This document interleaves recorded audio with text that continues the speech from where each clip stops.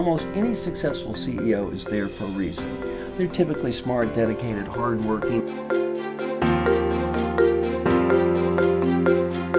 I think training is critically important when times are tough, for a variety of reasons. Number one, people's need for skill development doesn't go down when times are hard, it goes up.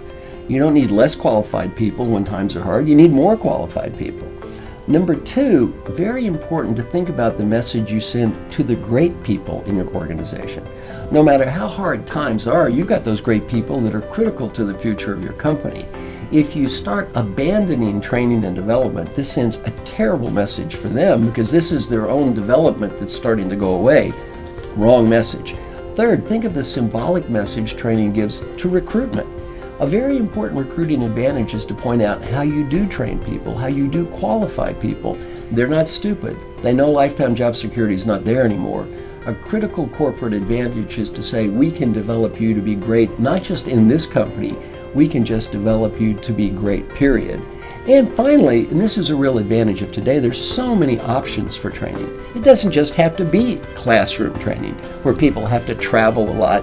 It could be online, it could be webinar, it could be podcast. All kinds of ongoing learning can occur. So I really think this is not only not a good time to cut back on training, it's a good time to really focus on how we can better use training and perhaps even increase training.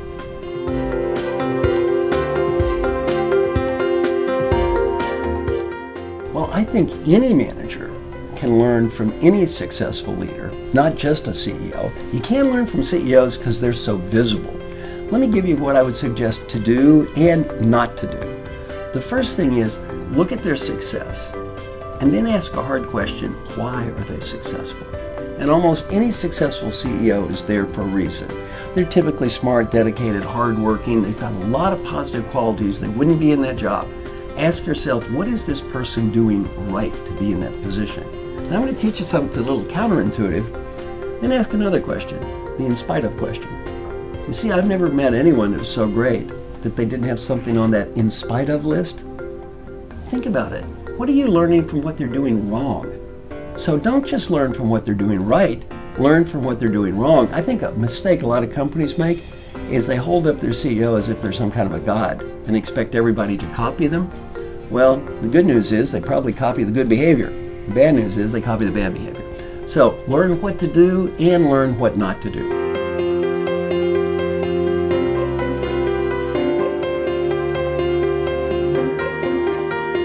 Well, this is kind of what I do for a living, and it's a very simple, straightforward process. Step one, get in the habit of asking for input. Learn to find out how you're doing. You can't get better if you don't know where you are. Then after asking, listen. Listen to what people have to say and try to see the value of their opinion. Think.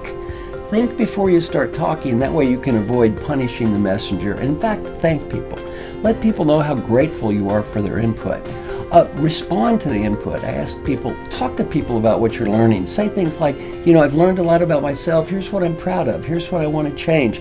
Give me ideas. Involve them in helping you get better. And then, of course, change. You have to actually do the work required to change. And the key to making everything I teach work is you have to follow up and stick with it. And our research that we've done with tens of thousands of people paints a very clear picture. Leaders that learn to ask, listen, think, involve those people, respond, follow up, guess what? Almost invariably become more effective, not as judged by themselves, but as judged by everyone around them who they respect.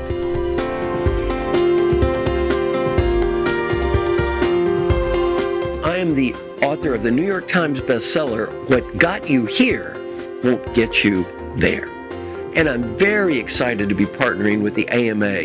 We're doing a training program which is going to reinforce all the good points that I try to cover in my book.